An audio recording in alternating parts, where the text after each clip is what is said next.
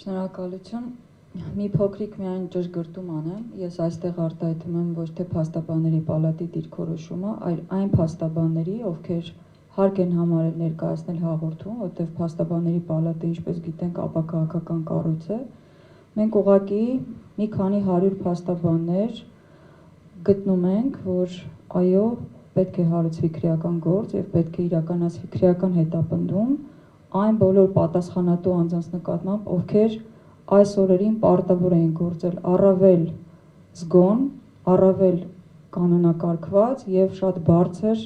պատրաստվածությամբ եւ պատրաստակամությամբ, ինչի մեր գնահատմամբ իհարկե չի արվել։ Մեր հաղորդման հիմքում մենք դրել ենք մի շարք փաստական հանգամանքներ, որոնք իրենց համակցության մեջ գնահատելով գտել ենք, որ Հայաստանի Հանրապետության վարչապետ Նիկոլ Փաշինյանի արարքում առկա է 299 հոդվածով նախատեսված հանցագազմը, այսինքն պետական դավաճանությունը։ Հաղորդումը ստորագրած փաստաբանները գտել են, որ Նիկոլ Փաշինյանի արարքներում դրսևորվել է պետական դավաճանության հետևյալ եղանակը, մասնապես Նիկոլ Փաշինյանը թշնամական գործունեություն իրականացնելու նպատակով թշնամուն ցուցաբերել է օգնություն։ Հիմա կթվարկեն որոշակի գործողություններ, որոնք Նիկոլ Փաշինյանի կողմից այս ընթացքում կատարվել են, ինչպես մինչ սեպտեմբերի 27-ը ընկած ժամանակահատվածում, այնպես էլ պատերազմը սկսելուց ի վեր։ Նախ բանակցային գործընթացը ամբողջությամբ տապալվել է, ես կարծում եմ, սա որևէ մեկի համար գաղտնիք չէ։ Արցախը Հայաստան է հայտնի արտահայտությունը, որը արվել է Արցախում եւ դրանից բխող իր բոլոր հետևանքներով։ Նաև մեր նախկին պաշտպանության նախարարի հայտարարությունը նոր պատերազմ, նոր տարածքներ վերտառությամբ, որի վերաբերյալ Նիկոլ Փաշինյանը եւս տվել է որոշակի բացատրություններ ազգային ժողովում, ներկայացնելով, որ այո, մենք պատերազմից չենք վախենում, թող որևէ մեկը չմտածի, որ մենք հանձնվելու ենք անգամ, եթե պատերազմ սկսի եւ այլն։ Սրանք գործողություններ են, որոնք իրենց համակցության մեջ ըստ էության հրահրել են պատերազմ եւ հետագայում արդեն իսկ սեպտեմբերի 27-ից ի վեր կատարվել են գործողություններ, որոնք հենց արտահայտվել են թշնամուն օգնություն ցույց տալով։ Մասնավորապես, ինչպես պարոն Ղազինյանը նշեց, առաջին հարվածը, որը մեզ հասցվել է, հայտարարված ռազմական դրության շրջանակներում լրատվամիջոցների խոսքը սահմանափակելն էր, որում շատ լուրջ լծակներ գործի դրվեցին, որպեսզի ԶԼՄ-ները չկարողանան լուսաբանել պատերազմի վերաբերյալ, ընթացող ռազմական գործողությունների վերաբերյալ օբյեկտիվ ճշմարտություն արտահայտող տեղեկություններ։ Հասարակությանը պատերազմի ամբողջ ընթացքում հրամցվեց բացառապես կեղծ տեղեկատվություն, որը չէր համապատասխանում իրականությանը, թե մեր կրած մարդկային կորուստների, թե մեր տարածքային կորուստների վերաբերյալ, թե ընդհանրապես մարտական գործողությունների իրական պատկերի վերաբերյալ, որը հանրությանը ամբողջովին զգոնությունից զրկեց եւ հանրությունը ապրում էր այն պատրանքով, որ մենք շուտով հաղթելու ենք։ Նիկոլ Փաշինյանը բազմաթիվ իր ուղիղ եթերներում, սոցիալական ցանցերում արված հայտարարություններում շարունակ որոշակի տեղեկատվություն էր հրապարակայնացնում, որը հրապարակման ենթակա չէր ըստ էության։ Օրինակ, մեր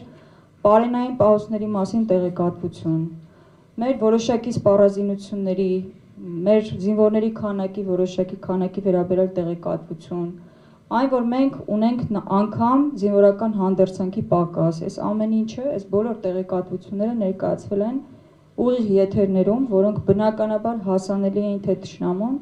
թե հասարակության լայն շրջանակներին։ Ինչպես գիտենք, Վլադիմիր Պուտինը իր տված ռուսաստանյան լրատվամիջոցներից մեկին հարցազրույց տվեց, որում նշեց, որ դեռևս վաղ փուլում պատերազմի հոկտեմբերի 19-ից 20 ընկած ժամանակահատվածում շատ ակտիվ բանակցություններ է վարել Նիկոլ Փաշինյանը եւ Ալիևի հետ, եւ Ալիևին համոզել էր արդեն կանգնեցնել պատերազմը, դադարեցնել ռազմական գործողությունները եւ բնականաբար միակ պայմանը, որը ձեզ հայտնի է, դա փախստականների վերադարձն է Շուշի։ Բնականաբար Նիկոլ Փաշինյանը, ինչպես արդեն գիտենք, մերժել է այդ առաջարկը, հստակ իմանալով, որ գլխավոր շտաբի պետ Օնիկ Գասպարյանի նաև հաղորդմամբ, ինչպես նաև Արցախի հանրապետության նախագահ Արայիկ Հարությունյանի պնդմամբ, պատերազմը պետք է օր առաջ կանգնացնել, որովհետև մեր առկա կորուստների պայմաններում, մեր սպառազինությունների պայմաններում այլևս մի քանի օրից այլևս հնարավոր չի լինելու մեզ համար շահավետ որևէ պայմանով պատերազմը կանգնացնել։ Հստակ իմանալով այդ առաջարկը չընդունելու բոլոր հետևանքները, այն հետևանքները, որ մենք ունենալու ենք հսկայական ուղղակի անվերականգնելի մարդկային կորուստներ, ունենալու ենք տարածքային ամբողջականության սարսափելի կորուստներ, Նիկոլ Փաշինյանն այդ առաջարկը չի ընդունել։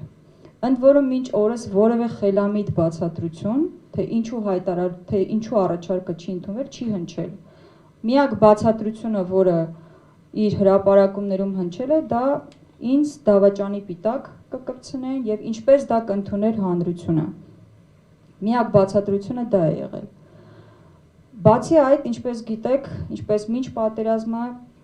մեր սպայական այն կազմի նկատմամբ, որը առաջին Արցախյան պատերազմի ընթացքում ունեցել է հսկայական դերակատարում եւ մեր հաղթանակն է կերտել, հարուցվեցին քրեական հետապնդումներ։ Գնաց բանակի սպայական կազմի վարկաբեկման գործընթաց։ Մինչ օրս այդ հարուցված քրեական գործերից եւ որևէ մեկով օրինական ուժի մեջ մտած մեղադրական դատավճիռ առկա չէ։ Ինչը առնվազն կասկածի տակ է դնում այդ հարուցված քրեական հետապնդումների օբյեկտիվությունը եւ ընդհանրապես դա իրավական գործընթաց է, թե զուտ քաղաքական։ Եվ այս գործողությունների համալիրը, եթե մենք համալիրի մեջ ենք դիտարկում այս բոլոր գործողությունները, ըստ էության պատերազմը դադարեցնելու հնարավորություն ունենալու պայմաններում այդ առաջարկը մերժելը, մեր զորահամալիրումը դադարեցնելը, ինչպես որ Մովսես Հակոբյանն է նշել։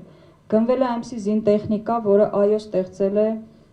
այդ զինանոցը համալրելու պատրանք, բայց իրականում այս պատերազմական գործողությունների ժամանակ այն արդյունավետությունը, որը ակնկալվում էր, չէր էլ կարող անգամ ունենալ։ Բոլոր հորդորները պատերազմը օր առաջ, ժամ առաջ դադարեցնելու անհրաժեշտության մասին ուղղակի չեն գնահատվել եւ չի ընդունվել այն առաջարկը, որը այդ պահին համենայն դեպս ամենաբարենպաստն էր բոլորիս համար։ Եվ մենք այսօր ունենք այնինչ ունենք։ Այս բոլոր արարքները իրենց համակցության մեջ գտնում ենք, որ պարունակում են պետական դավաճանության հանցակազմը։ Այս բոլոր արարքները կատարվել են բացառապես ուղղակի դիտավորությամբ։ Մեկ այլ բան է, որ անձը չպատկերացնի, թե ինչպիսի հետևանք կարող են ունենալ այդ գործողությունները, եւ մեկ այլ բան է, երբ որ այդ անձին պարբերաբար զեկուցվում է օբյեկտիվ իրավիճակը, պարբերաբար զեկուցվում է, թե մարտական ինչպիսի գործողություններ են ընթանում եւ ինչպիսի կորուստներ ենք մենք ընդհանրապես կրում, եւ այդ բոլոր, այդ ողջ ինֆորմացիան իր տրամադրության տակ ունենալով, այնուամենայնիվ պատերազմը դադարեցվում է զգալիորեն ուշ, մի խայտառակ փաստաթուղթ ստորագրելով, որը կարծես թե անգամ ինչ-որ գաղտնի հավելված ունի, որովհետև այդ ստորագրված փաստաթղթի շրջանակներից վաղուց դուրս ենք եկել մենք, վաղուց։ Գիտեք, որ մեր Սյունիքի մարզն է վտանգված այսօր եւ ոչ միայն Սյունիքի մարզը, ինչպես հասկանում ենք,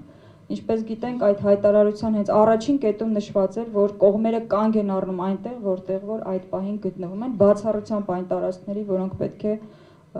արդեն հանձնվեին Ադրբեջանի Հանրապետության վերահսկողության ներքո։